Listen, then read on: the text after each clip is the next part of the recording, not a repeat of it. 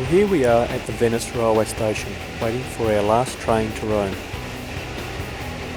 Funny thing here is that they won't put train platforms on display until about 10 minutes before it's got to leave. Then it's a mad rush by everyone to get to the train. It's been like this since Paris.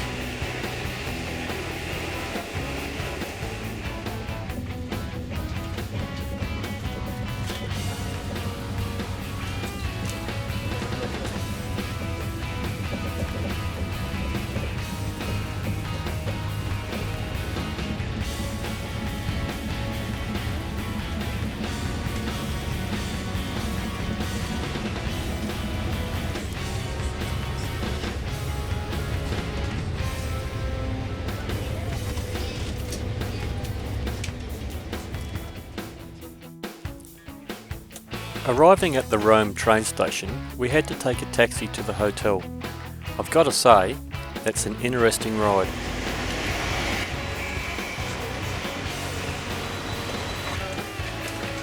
Our hotel is a family-run place, but very nice. A bit like Fawlty Towers.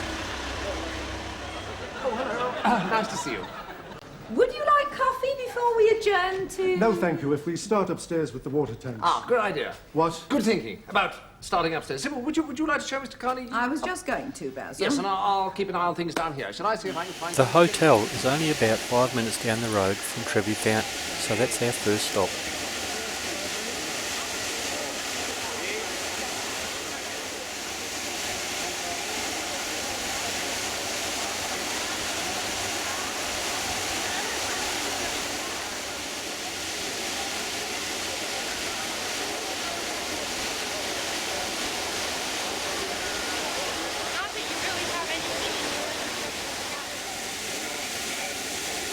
It doesn't matter when you come here, there's always heaps of people. Cops are there too to make sure you don't go in for a swim or collect the money.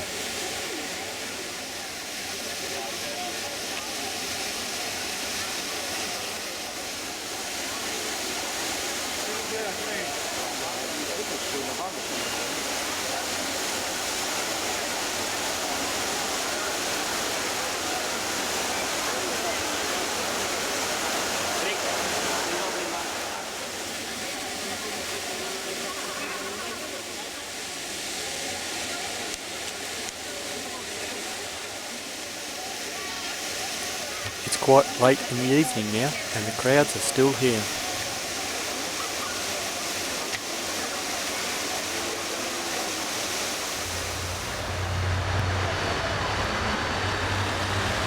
Unlike Venice, there are a lot of cars here and wide streets.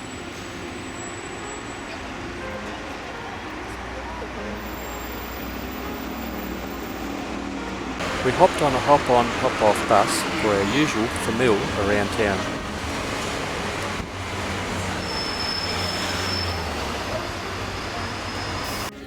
The Colosseum will be a must-do stop.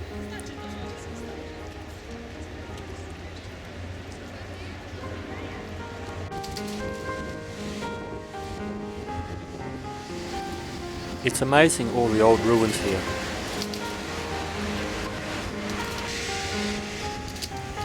Hercules Temple there.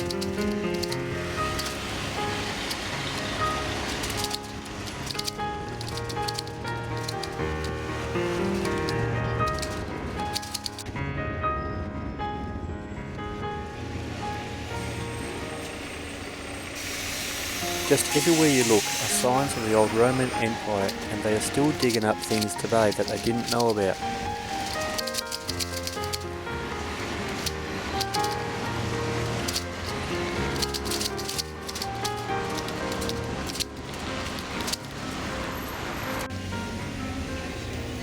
This is part of the old waterway that the Romans used to use to transport water around the city.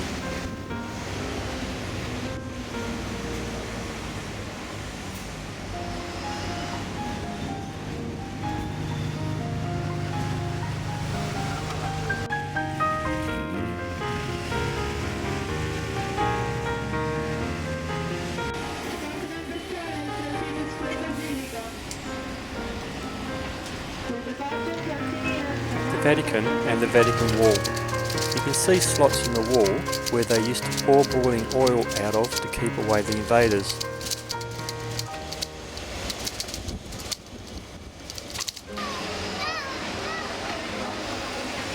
The trendy side of town. What do you reckon they'd do if I went into that shop and yelled out, "Marco"?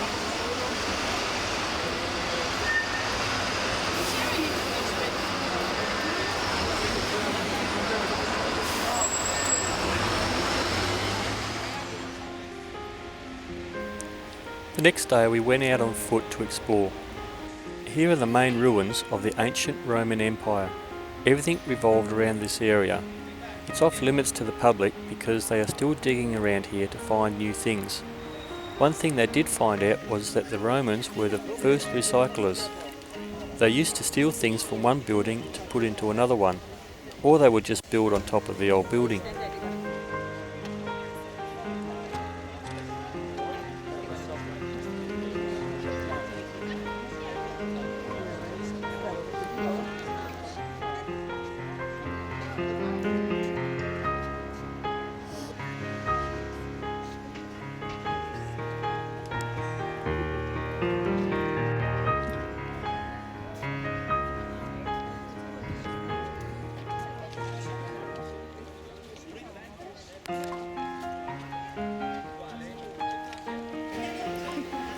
Here's the remains of an old church.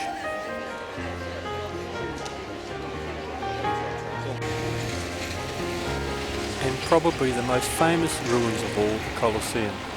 Here's a fact I bet you didn't know. The Colosseum was built by 120,000 slaves in 8 years, and originally it was filled with water, and they had naval games in there. It was too hard to turn the boats around, and the game's momentum was so slow that people lost interest. That's when they converted it to the gladiator games.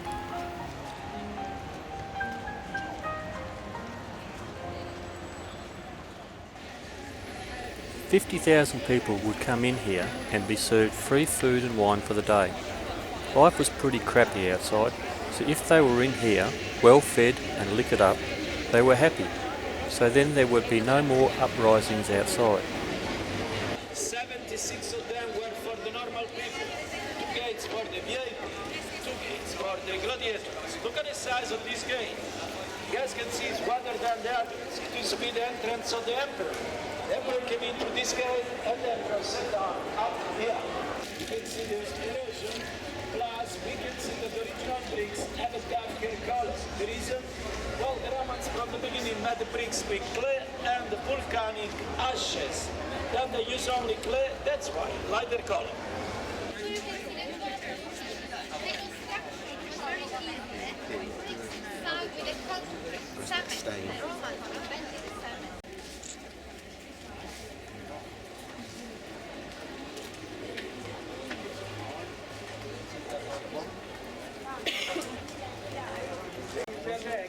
Under that bodies. There is a difference in the size because the animals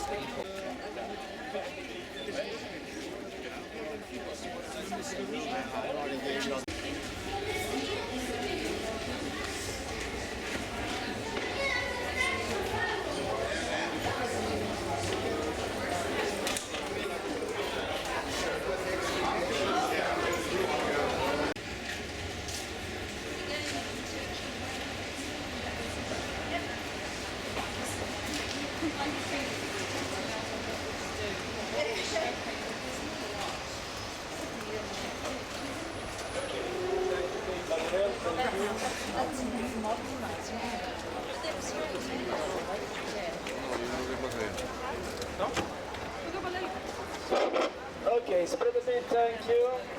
Official capacity is 87,000, but the Romans were short, the Romans were skinny, but yeah, 87,000, no way. Well, at the time there was a big propaganda, some of today, right, politicians, blah, blah, blah, right? Maybe 40, 50,000 people, but I can tell you when you buy guidebooks that tell you different things. Oh, the Colosseum used to be, as I told you, free. The stage area is a reconstruction of what the floor would have looked like in its day. Then they would cover it in sand to absorb all the blood. That's where the word arena comes from. Arena in Latin means a very fine smooth sand used to absorb blood. Down there is where they kept the animals and the volunteer fighters before the games. Christians were never fed to the lions like history's been trying to tell us.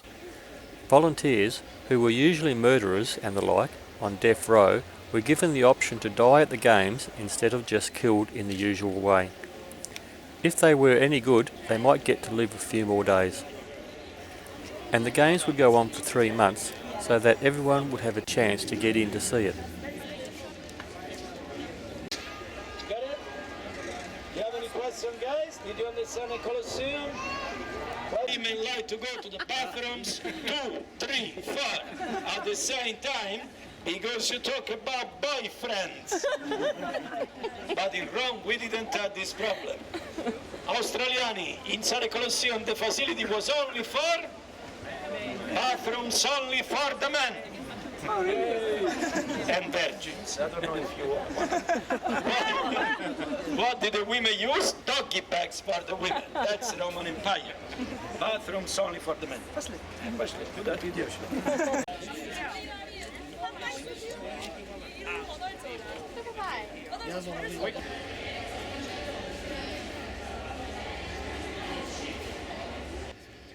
Certain moments, they need it. There were platforms inside the Colosseum. There were public toilets.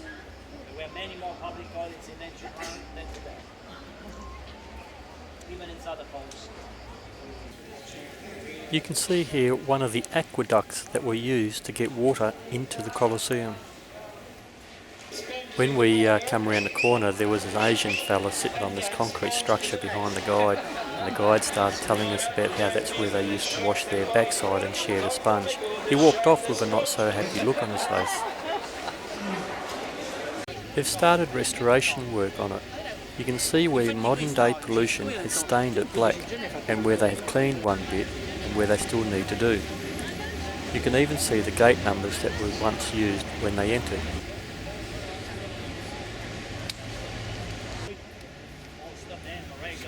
If you close your eyes, you can almost imagine what it was like during the games.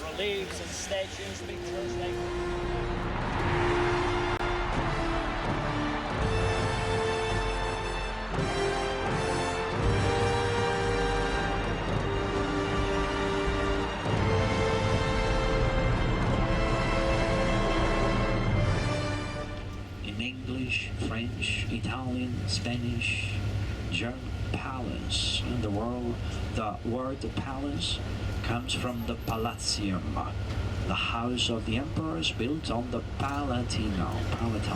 Here, this is the place where they used to live, on the right, Caesar's palace.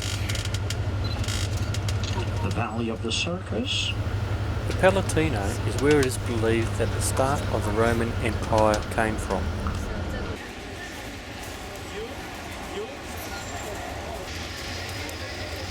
People queue for hours to get in here, and we just walk straight in.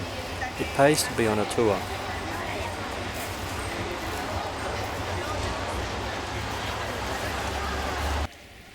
This is looking back over to the Colosseum.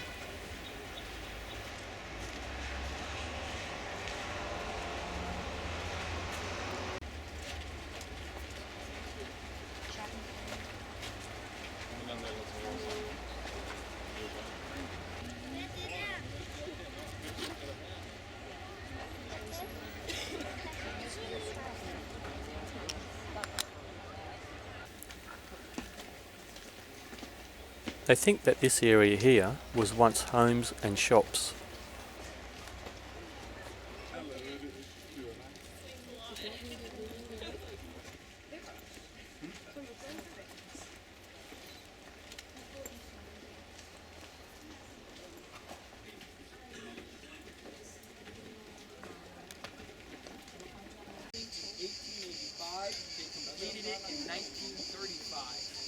Many Romans, though, disliked this building a great deal.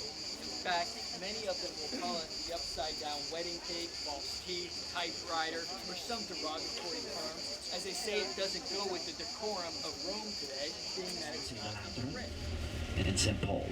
Paul's outside the city wall, these are the Here we are on our bus tour, and we get to see how they drive on the roads in Rome. You see what we made for 7 hills here. streets leading up and down. So at the end of the streets, we see part of the Roman Forum. After we'll see it again from the Capitol Hill. Forum means a square, and the Forum was the central square a long time ago. The center of life, political, social, religious life. There are ministered temples, markets, shops, theaters, libraries. The Senate was in the Roman Forum. There were the archives. It was the main downtown Rome 2,000 years ago. The whole life developed open air, business in general, administration of justice. Grand funerals like the one of Julius Caesar took place down there, the Roman Forum. Rome had about 1 million of inhabitants 2,000 years ago. 1 million. And then what happened? Fall of the Roman Empire, 5th century AD. Barbarian invasions, earthquakes, fires. The city fell in a complete abandon for more than 1,000 years. And it was used by locals for about 1,000 years as a big quarry of materials. Inside one of the many churches.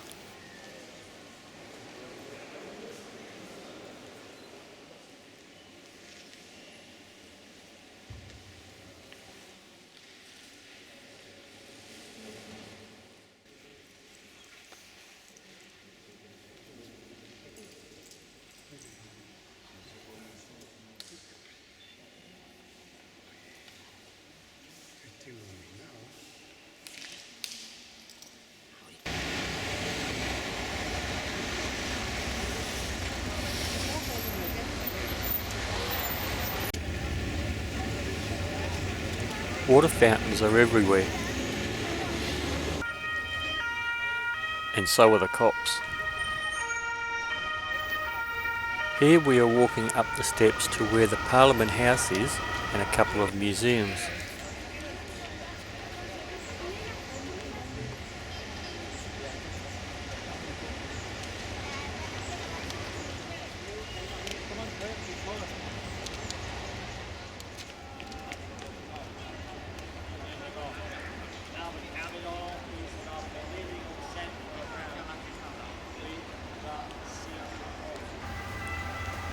Looks like Caesar escaped from the Colosseum. You can get your photos taken with these blokes in costumes, but ask for the price first. It can range from a few euros before the photo to 20 after the photo.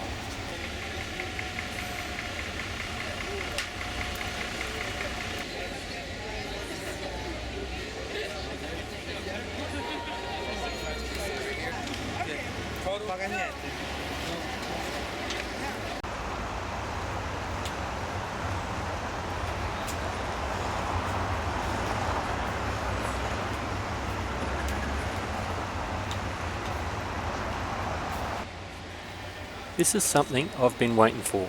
Deb, not so much. Our Segway tour. These things are great. They provide the training first, and it only takes 10 or so minutes to master them.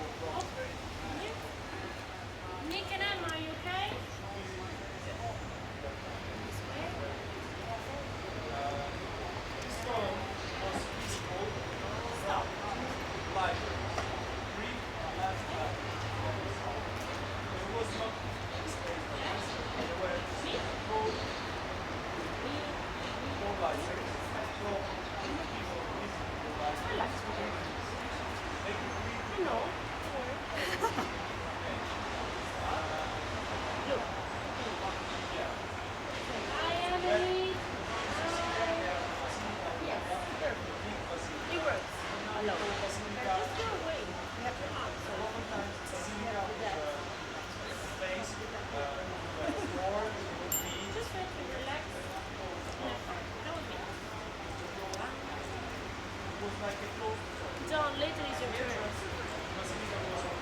Okay, come here. Okay, stop. Go that way. And come with me.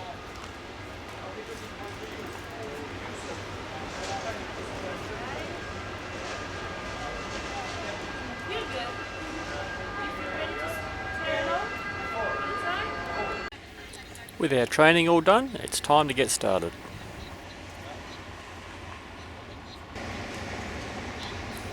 This area again was once an ancient market with hundreds of shops.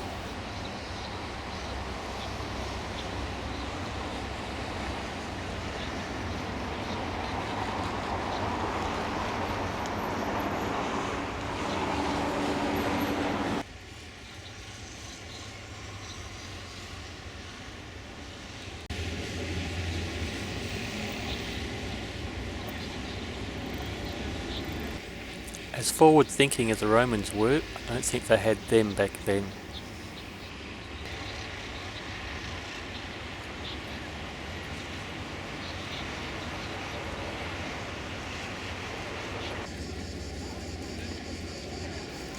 It's a great way to get around town.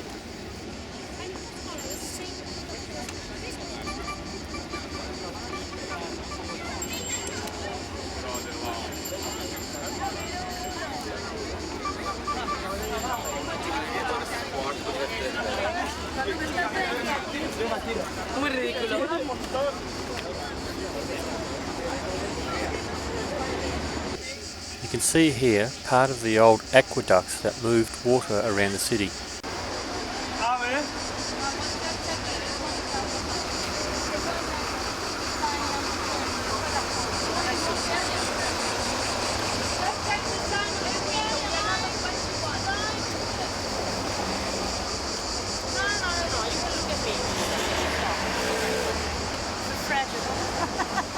Breathe again. You weren't doing that the whole time. Not the whole time, you got to be kidding. So where are you? I could have filmed everyone's feet getting run over. As I told you before. Okay? This is one of the 11 aqueducts we have in Rome. Just 11 aqueducts. This is the rest of one of the 11. Aqueduct Power. I don't know if you know the legend of the foundation of the city of Rome. You know something about that? A little bit from yesterday. Tell me. Bugger, keep my mouth shut What was next his name? time. Romulus and what's the other dude? His brother and Yeah, Queens, whatever. Guess I failed that. Yes, they were abandoned. They were the sons of the god Mars. They were abandoned, and then a she-wolf found them, and then she took care of them. Okay? So that's the legend.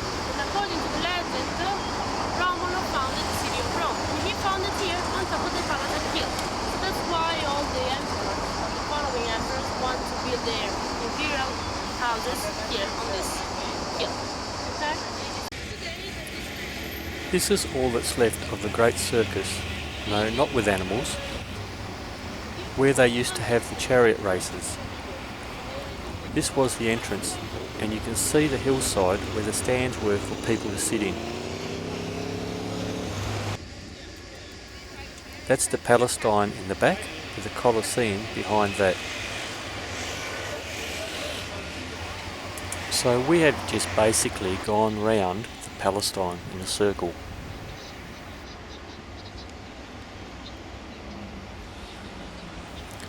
Although this is just an empty patch of land, you can still see where the track used to be, and the leaders used to sit up the end there to watch. Okay, let's use that imagination again.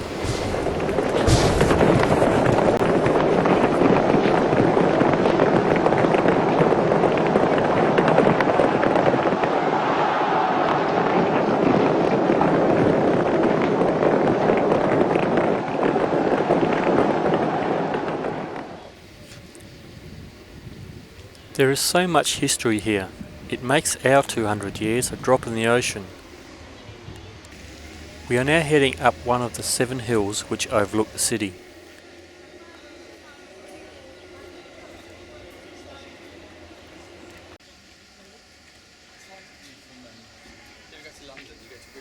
This is a nunnery, and if you look through the keyhole, what do you think you see? You pervert. It's the top of the Basilica of the Vatican, of course.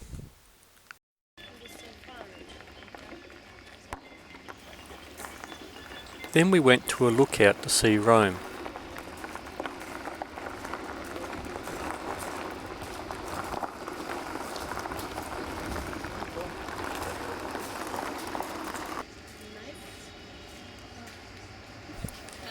This has got to be one of the best places to get a great view of the city.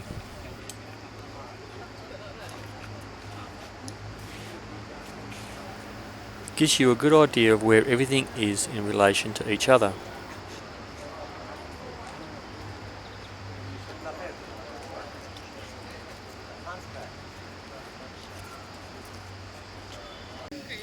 St. Peter's Basilica at the Vatican City.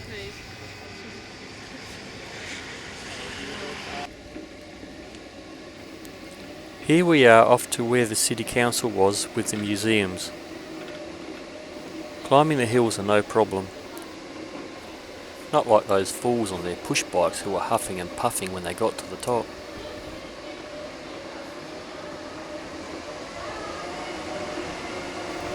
Did you notice how confident Deb is on these things? She's putting on a bit of speed there.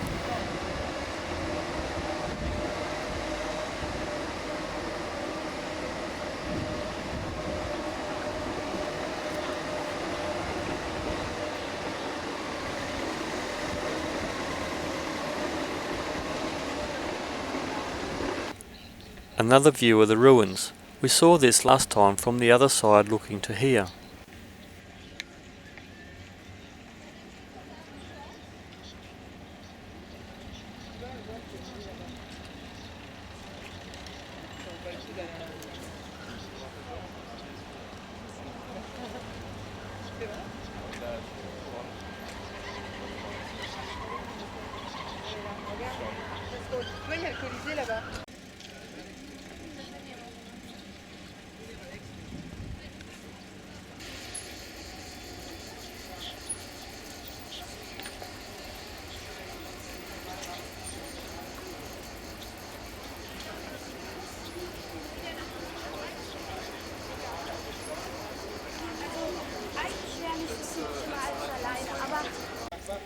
These people were protesting the privatisation of the water system.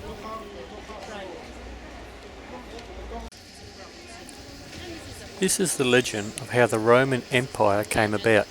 You'll need to read the book.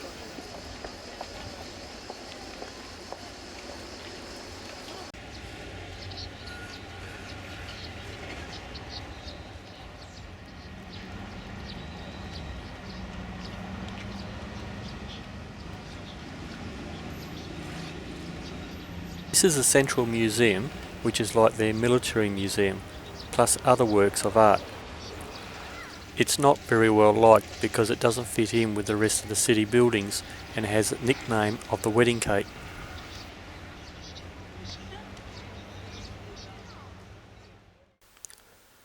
We didn't plan on doing a Vatican tour, we were only going to have a look. But when we got off the bus, we were bailed up by a bloke saying a tour for €25 was about to start if we wanted to. So we did, but he didn't say anything about the 2k walk to get to the office to pay the fee. This wall goes all the way around.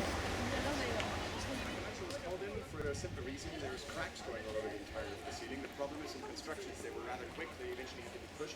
The problem was that the Basilica St. Peter's, as I mentioned, was destroyed. Mistakes of reconstructing it, and you really need to understand that there's just no actual church in the Pope next to the Sanctuary Palace to the services in it. The private chapel of the Pope is by far not big enough to eventually host all that many people, so they decided to build a Sistine Chapel. It was named so after the Pope that after commissioned it as a Sistine. Pope Sistine IV. It's not the 16th chapel. It doesn't have anything to do with the number. Okay? Now, before I talk about Michelangelo, a few things regarding those side panels, if you look at there is a total of 12 of those actually in the series. This here eventually shows the journey of Moses through Egypt as well as the circumcision of his two sons. However, there is... This is where all the statues are.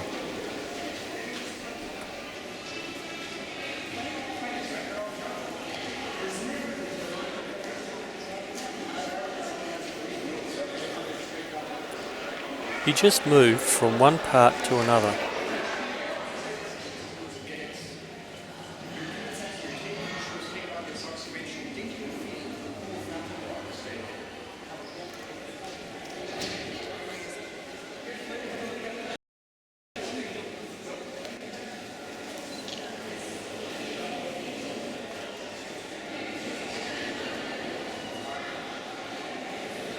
Another one still, St. Peter.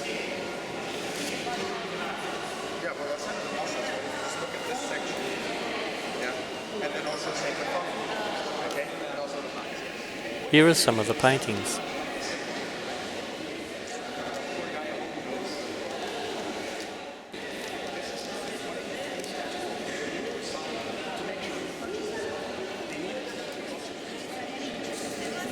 Seen this before? A building that is under church control is maintained, and one that is not under church control is stripped for bits.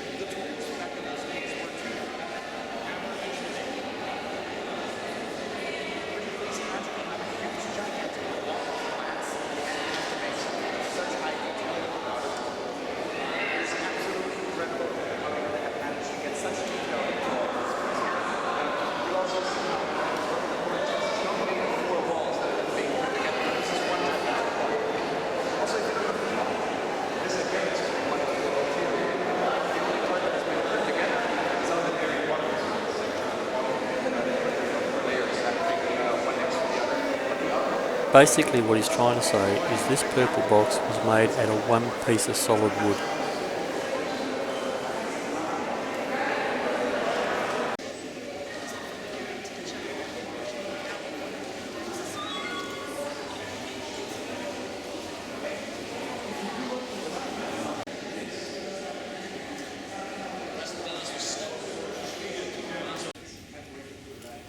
Then there are the tapestries.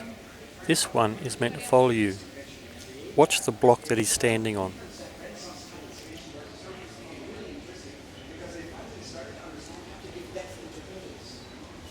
It sounds stupid, but that just discovered a vanishing point. I mean, I understand how not everybody's familiar with that term. A vanishing point is if you actually want to paint a room, you have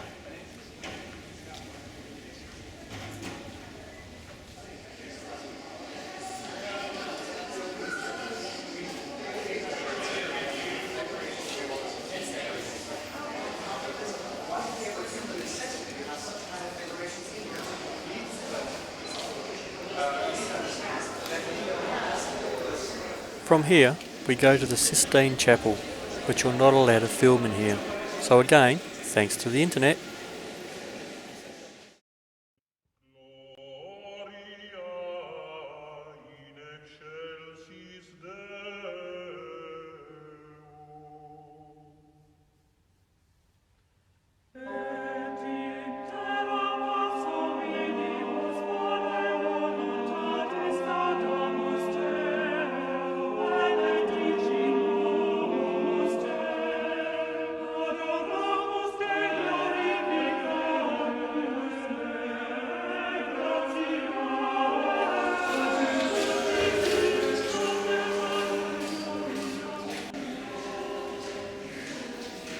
Down here is where the Pope lives.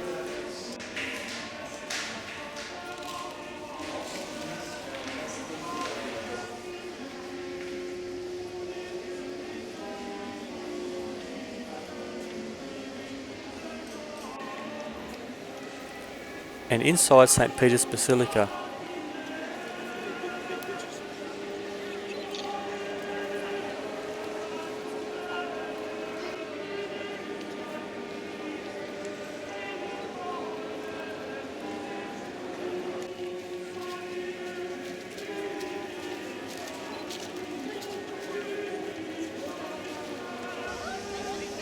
and the part where everybody stands waiting to hear who the new Pope is. It's not quite how it seems on TV.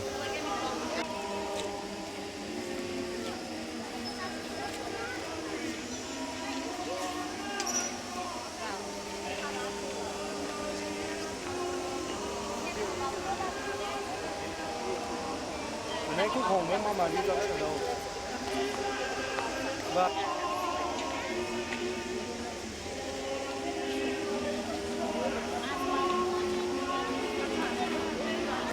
And here the Swiss guards are in their pretty bloomers.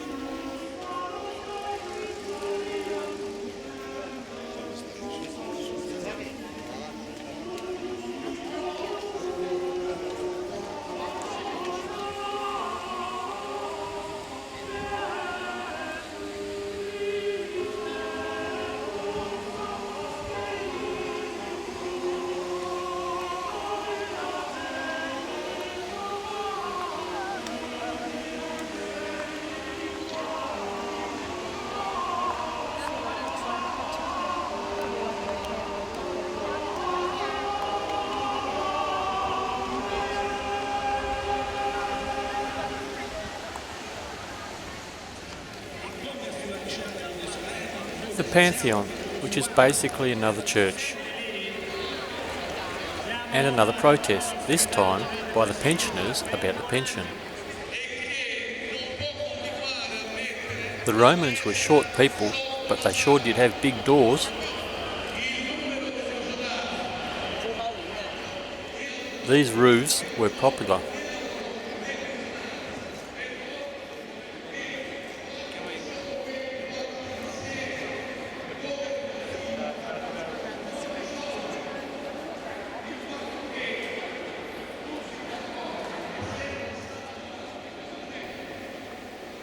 Two ancient kings are said to be buried here.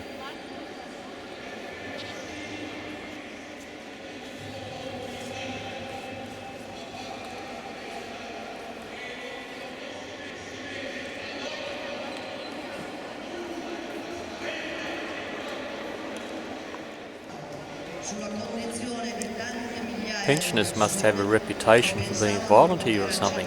The armed police were just around the corner. It's our last day and we decided to walk to the Spanish Steps. Did you know they don't go to Spain? Go figure.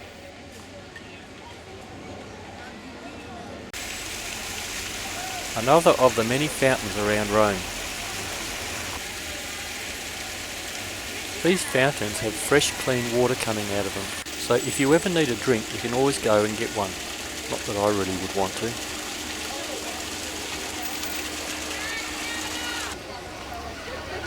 It's a nice place to just stop and sit in the shade for a while. Beggars are everywhere.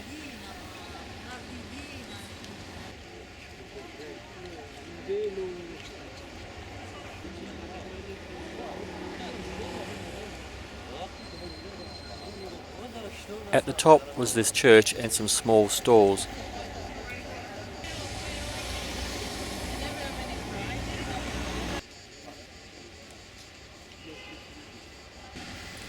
And including these three-wheel bike ute type things. I think I can remember these things in Perth in around about the 1960s.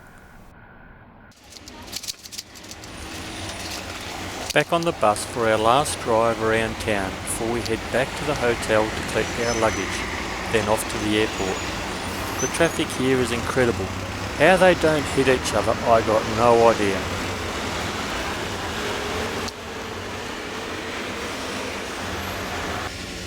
And they park anywhere. And it's not like I'm just picking bits and pieces here and there. This is everywhere you look.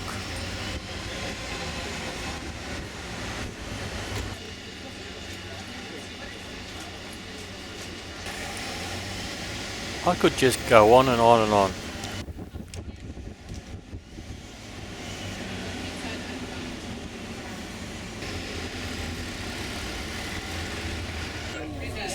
Now this might explain their bad driving and parking abilities. Now for where they get their fuel from, this little roadside station.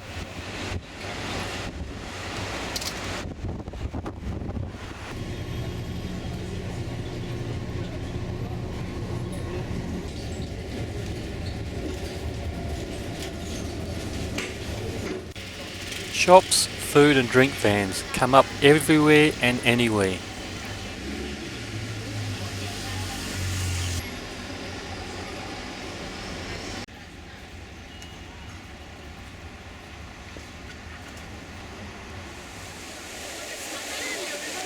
What better way to finish our time in Rome and our European holiday than to have our last Italian ice cream at Trevi Fountain at sunset.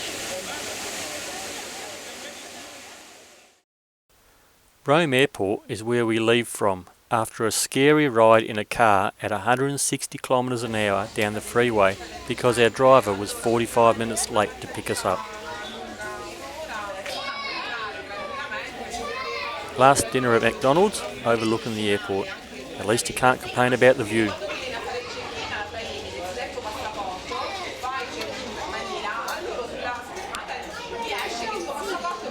Once through security, we had to hop on one of these driverless trams to be taken out to the terminal.